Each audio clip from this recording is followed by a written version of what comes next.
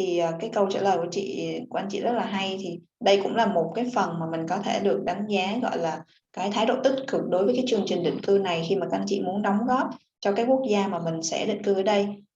Thì mức lương này như bác Tyrone hồi nãy có nói thì là chỉ là mức lương để mình bắt đầu cái cuộc sống mới tại Mỹ thôi.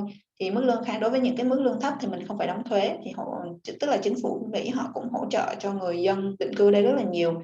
Và sau này khi mà cái mức lương của mình nó cao hơn thì mình vẫn phải đóng thuế cho chính phủ Mỹ nha chị. Sorry, I have some question. Hi, Tyrone. Right.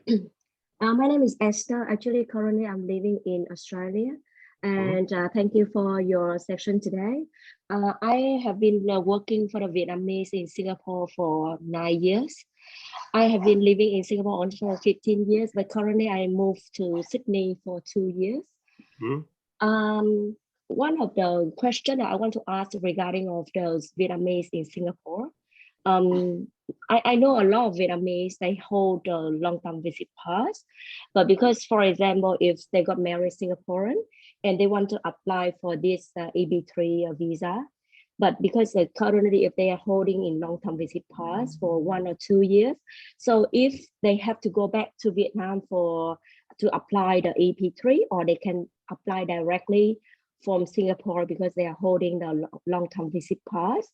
And that is a question. And another question is, how about what is the obstacles that they got reject the visa? Because this one I understand, if I'm not wrong, is we cannot guarantee 100% that they can get a visa successfully. Am I right to say that? Yeah. Yes. So because it's quite easy to get, but we don't know whether is it successful for everyone. Right. So how about if what is the obstacle that they cannot have the visa? And that is how a lot of people are concerned about it. Sure. So to answer your first question, Tyrone, sorry, yes. Before you answer, I would like to translate this question. Thanks Esther for your question. Thì câu hỏi của chị Esther là liên quan tới là rất là nhiều người bạn của chị Esther là đang sinh sống tại Singapore mà đang giữ cái thẻ gọi là long term visit pass khi mà họ kết hôn với người Singapore ở đây. Thì cái thẻ đó nó chỉ có giá trị là 1 năm hoặc 2 năm. Thì chị Esther có câu hỏi dành cho Tyrone là nếu mà khi mà cái hạn mà long term visit pass của những người bạn của chị Esther mà hết thì bắt buộc phải quay về Việt Nam, thì có những cái gọi là những cái thử thách hoặc là những cái khó khăn nào nếu mà trong quá trình họ apply cái chương trình EB3, thì nhờ bác Tyrone apply và hướng dẫn và chỉ rõ cho những cái người bạn của chị Esther. Yeah, thank you. Okay, to answer your first question, yes, if you can apply from what we call a second country, for example, if you're living in Singapore and you have a work permit or something, and you have a right to spend long term in Singapore, you can apply from there, or you could apply from Vietnam too. But as long as you have a reason to be in, for example, Singapore, or a reason to be in Australia, you can do your application process through those embassies. So that's not a problem. As far as what are the obstacles, why would you get denied? Because, from the application side, actually, first, I'll let you translate and answer that question about, yes, it is possible to apply from Singapore.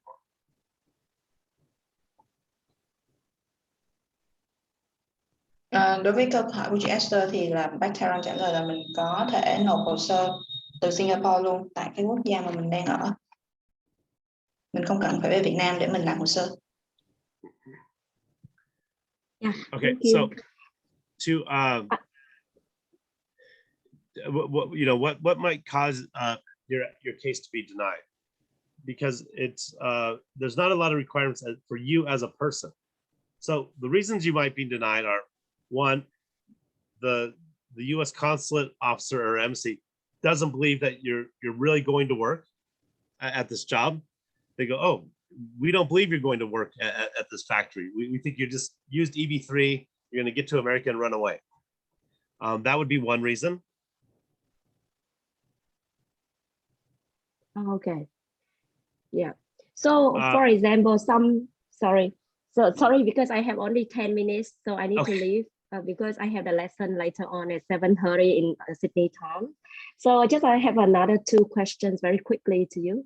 So for example, if the people they got visa, and once they arrive to the country, so for example, in this they have to take care of everything after that. Like for example, they have to apply for the job, and they have to look for the house, they have to prepare everything for themselves, or in this visa we have to guide them and provide them, like for example, give them the options for them to apply the job, or what kind of job they have to look for, and also the house, because I understand that for the salary like 30,000 a year is quite low, considered as a low income. And is it for them to able to survive than living in that country? Because in US, for example, 30,000 about 1,500 per. Sorry, is it about more than 1,000 per month? Yeah, about is it correct? 2,500 per month. Oh yeah, sorry. Is it 2,000? You say 30,000 per year? Yeah. So is it enough for them to survive and pay everything regarding of the children, the wife, and the house of living? Sure. Right. Xin dịch cái câu hỏi của chị Esther luôn với Tyrone, có nghĩa là đối với những cái người mà khi mà họ đã có cái thẻ xanh của cái chương trình EB3 này rồi, thì khi mà qua tới đặt chân tới nước Mỹ thì họ sẽ tự tìm công việc và họ tự tìm nhà và chỗ ở để mà, hay là công ty sẽ có sự hướng dẫn giúp đỡ họ trong những cái thời gian đầu. Và cái thứ nhất, và cái thứ hai là tại vì cái lương mà chị Esther đang hỏi Tyrone là khi trong cái buổi presentation đó, thì nó nó không phải là một cái mức lương cao, thì như vậy có thể mà có thể sinh sống tại nước Mỹ với cái mức lương như vậy để mà có thể mà xoay sở chỗ ăn chỗ ở. Yeah. Thanks, Tyrone.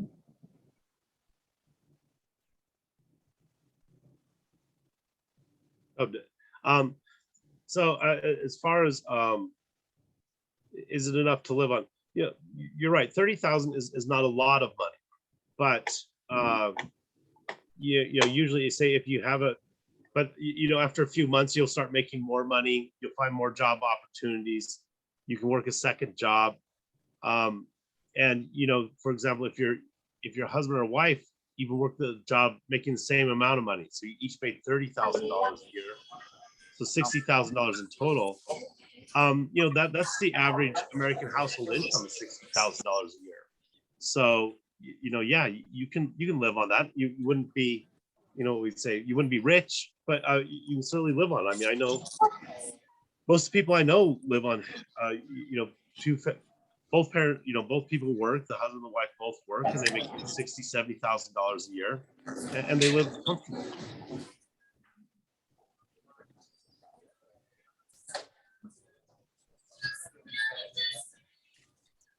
You know, honestly, America is not a very expensive country. I'm reminded of that when I come back. It's actually, you know, in many ways, it's cheaper. There's a lot of things that are much cheaper than Vietnam. You know, for cost of living, it really is. Clothing, food, and depending on where you live, even rent.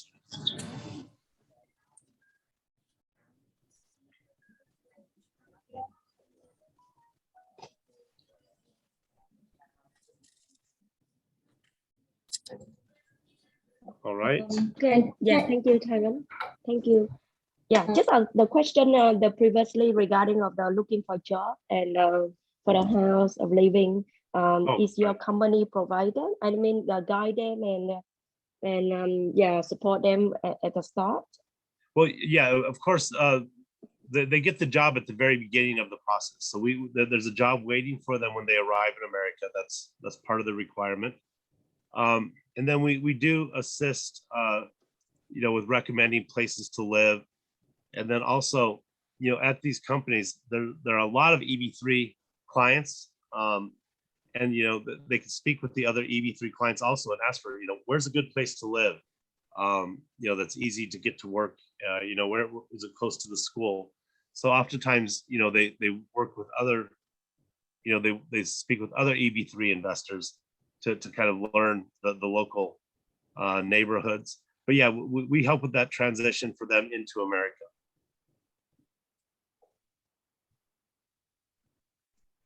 Okay, thank you. Cảm ơn Esther. Thì cái câu trả lời của Tyrone dành cho cái câu hỏi của Esther là khi mà những người nào mà đã đi theo chương trình này thì khi mà qua đến đó là có thẻ xanh thì rất là nhiều sẽ gặp một cái cộng đồng là người lao động đi theo cái chương trình EB3, là mình có thể mình hỏi thông tin những người trong cộng đồng đó ở cái thành phố mà mình đăng ký là apply cái job từ công ty của Tyrone, thì không phải lo về việc ăn ở hay là học hành, thì trong cái cộng đồng đó họ sẽ rất là willing, có nghĩa là họ sẵn sàng chia sẻ những cái thông tin cho những người mới qua, thì cái đó không phải quá lo lắng. Nhưng mà bên phía công ty VP Consulting cũng sẽ có một số hướng dẫn nếu mà bên mình cần các khách hàng mà họ bên mình cần thông tin. Tyrone, one more question from Khải Phan. My visa expired 5 years ago, but I keep my I-20 for study to 2024. So will I have any problem if I apply this program? No. That's a simple answer. Yeah, no. Okay, that's good news for him. Anh chị trong group mình còn có một câu hỏi nào dành cho Tyrone không? Nếu mà Tyrone, so we still have a question from the client who is studying in the US. His visa expired 5 years ago, but he still keeps the I-20 for studying in 2024. So does he have any problem when he applied for the EB3? Okay, so I'm clear. He's in the US now on an expired visa. Yes. Okay, that's he only have the I-20. Right, but he's got the I-20. Is he currently studying at the university? Anh Khải cho em hỏi là mình vẫn đang học ở trường đại học ở Illinois đúng không ạ? Yes. Right. Okay, but you don't have your F visa has been expired. Yeah. Okay. This is something. Yeah, it would be an issue. Now that I understand more.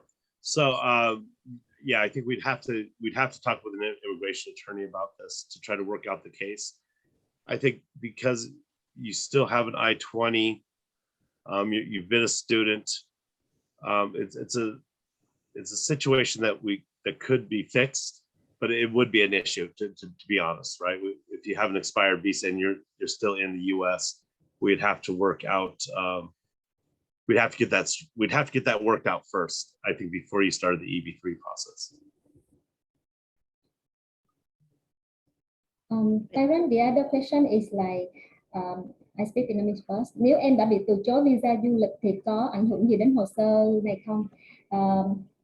The client, if he had denied the B1, B2 visa, whether he had like any problem if he applied for this program?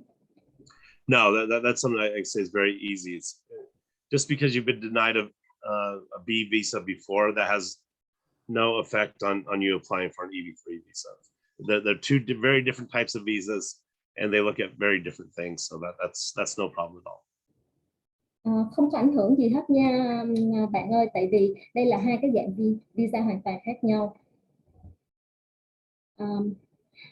One more question. Currently, the client asked, currently I am an English teacher in Vietnam, ALTS, so I wanted to know if there is any English teaching position in America. Thank you. Yeah, you know, this is why there is a reason why we recommend the unskilled pathway, because if you're to try to apply for, you know, a teaching job in America, you'd have to apply as a skilled worker. You'd have to show all of your training and background, and then you'd have to compare it to America to say, You know, everything is the same. That's very easy to get denied because it's very difficult to show those things. So what we recommend is that, you know, even, you know, that you are a skilled person, you apply for the unskilled job, you go to America and you work at the unskilled job for a while, and then you start looking for, you know, a teaching position, for example. And, you know, after a year or two, when you find the right job, you know, you have a green card, so you don't need a work permit or any work visas. So you can apply for any job you want. So it actually will be a faster, easier path to get to your skilled job by going through the unskilled EB3. Vậy là Tyrone đã trả lời câu hỏi của chị rồi ha. Rồi em cảm ơn. Còn ai có câu hỏi nào khác đối với Tyrone không ạ? Nếu không thì em xin phép được dừng cái buổi hội thảo hôm nay. Yeah, that's sorry, one more question, Tyrone. Disclaimer sẽ là em vào muộn nên không biết là mình có được lựa chọn công việc mình muốn không. Ví dụ như em có bằng cấp giáo viên mầm non thì em qua chăm trẻ có được không? This question is like because she come late, so she don't know whether any option for applicant can choose the job. For example, she's childcare teacher. Whether any like job available for her, like childcare teacher, you can provide? No, we wouldn't personally be able. We wouldn't be able to provide those type of jobs, and there are visa options for people who want to teach, but you know, they're difficult job visas to get, and also, you know, it's difficult to find a job to sponsor you. So it's possible, but it's just not something that we do. You know, I think this is when it's worth, you know, we have a personal discussion, so you better understand how the EB3 visa works and how, once you're in America, what your possibilities and options are. Remember, you're not tied to this job in America, to your first EB3 job. It's your first job. So, you know, you're not forced to work there forever. So, you know, once you're in America, then you can start looking at other options for your life and you know, for your career. Thank you, Tyrone. Thì em ơi, thì bây giờ chị mà mình dịch là cái câu của trả lời của Tyrone, thì cái công việc khi mà mình đi qua Mỹ theo cái chương trình này, đó là công việc của mình phải hiểu cái cả một cái hệ cái quy trình là khi mà apply cái chương trình này thì cái nhà tuyển dụng họ bảo trợ cho mình có thẻ xanh, thì ít ra là mình phải tuân thủ cái việc là giao kèo giữa hai bên, là ít nhất là mình phải làm cho nhà tuyển dụng này 1 năm khi mà họ bảo trợ cái thẻ xanh cho mình và cũng như gia đình. Thì mình làm 1 năm, thì trong quá trình 1 năm đó thì mình có thể tìm một cái công việc khác mà mình mong ước hơn. Có nghĩa là mình phải thực thi cái quy định giữa mình và nhà tuyển dụng trước, rồi sau đó 1 năm sau là mình sẽ tìm cái công việc mà mình yêu thích hơn. Vậy ha bạn ha. The other question, sorry, this is the đây sẽ là câu hỏi cuối cùng, tại vì cũng khá trễ bây giờ, tại vì Tyrone đang ở Mỹ thì đã là vào sáng sớm rồi. Thì đây là câu hỏi cuối cùng nha của bạn. Có gì thì các bạn cứ inbox riêng cho mình sẽ hỏi thêm với Tyrone. If these are the last question, Tyrone, if I got the green card, how long do I have to work at this company? Well, typically, it's recommended, and you know, our employers expect you to work, you know, between 1 and 2 years. But again, you know, if you were at this job and it was, you know, for example, it was a very bad job, or you know, the boss was not nice to you, you're not forced to work at this job. So you're free to leave. You are a U.S. permanent resident. You can't be forced to work anywhere. But you know, these companies, they are good companies, and the bosses are nice. And they spend money to bring you to America. So, you know, I think typically, you know, you want to put effort into it and spend probably at least a year working for these companies. Trả lời câu hỏi của bạn luôn là tại vì khi mà mình làm cái chương trình này, mình không phải là phải làm việc cho cái nhà tuyển dụng mà họ tuyển mình cả đời, thì chỉ mình thực thi là trong năm đầu tiên mình làm việc với họ, tại vì họ là cái đơn vị bảo trợ cái thẻ xanh cho mình thôi. Còn sau đó thì bạn muốn ở lại công ty đó làm việc tiếp cũng được, mà hoặc là bạn tìm một cái công việc khác mà bạn yêu thích, thích hợp với bạn hơn. Vậy nha, xin rất là cảm ơn tất cả các anh chị và các bạn đã tham dự cái buổi hội thảo hôm nay. Tyrone, thank you very much for the webinar today. Yeah, thank you. Yeah, thanks for inviting me. And Yeah. I look forward to meeting and speaking with each one of you personally. So. Yeah, sure. I will organize this. Yeah, thank you very much. Yeah, good night. Bye bye. All right, good night. Yeah, bye bye. Bye.